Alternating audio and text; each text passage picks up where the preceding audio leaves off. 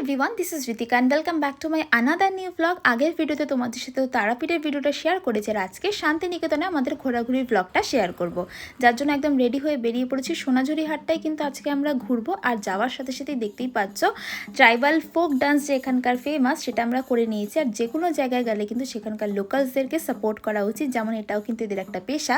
তো আমরা এখানে সুন্দর করে প্রথমে ডান্স করে নিলাম। ডান্স করার পর আশপাশটা বেশ সুন্দর করে ঘুরে দেখছিলাম, আর আমরা একটু ভেতরের দিকের দোকানগুলোতে বেসিক্যালি গিয়েছিলাম। এখানে কিন্তু সুন্দর ট্রেন্ডিং এই সমস্ত জুয়েলারি, খোপার যে কাটাগুলো দেওয়ার সমস্ত কিছু ছিল, কিন্তু প্রাইস কিন্তু কম নয়, প্রাইস কিন্তু সেমই রয়েছে।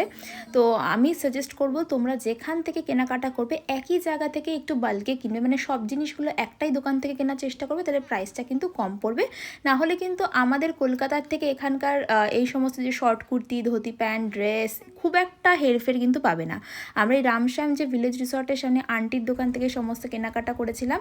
দেন তার পাশের দোকান থেকে এই আংটিটা আমি নিলাম, খুব পছন্দ হয়েছিল। দেন রাবড়ি ট্রাই করলাম, সাইকেলে করে ঘুরছিল, যেটা একদমই ভালো লাগেনি।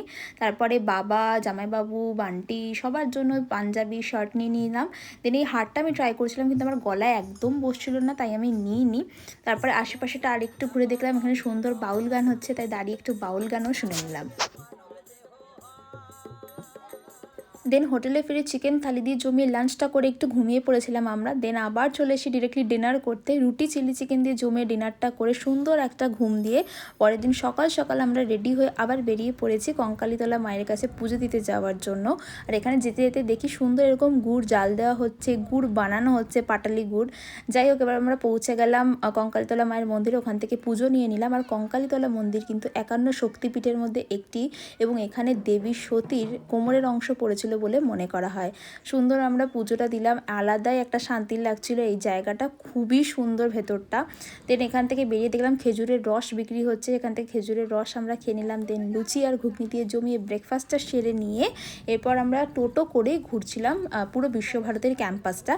এখন তো ভেতরে সেভাবে যাওয়াটা অ্যালাউ করে না, এবং আমাদের ট্রেনও ছিল একটা 15-তে, সেই জন্য আমরা টোটো করেই মোটামুটি পুরো ক্যাম্পাসটা ঘুরছিলাম, যেখানে গবেষণা কেন্দ্র, নাট্যঘর, কলা ভবন সমস্তটাই ঘুরে ঘুরে আমরা দেখেছিলাম। মোটামুটি কঙ্কালীতলা থেকে বিশ্বভারতী ক্যাম্পাস টোটালটা ঘোরা নিয়ে আমাদের টোটোতে 150 থেকে 200 টাকার মতো মোটামুটি লেগেছিল। আর এখানে দেখা এত সুন্দর সব কিছু মেনটেন্ড, এই ফুলের বাগানটা আমার এতটা সুন্দর লেগেছে যে ভিডিও না করে পারলাম না।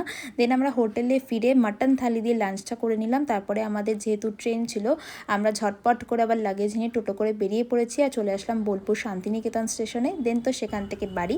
তো আজকের ব্লগটা এখানেই শেষ করছি। কেমন লাগলো অবশ্যই কমেন্টে জানিয়ে, আর ভালো লাগলে চ্যানেলটাকে সাবস্ক্রাইব আর ফেসবুক পেজটাকে লাইক করে যেও। দেখা হবে তোমাদের সাথে নতুন ভিডিওতে, ততক্ষণের জন্য টাটা।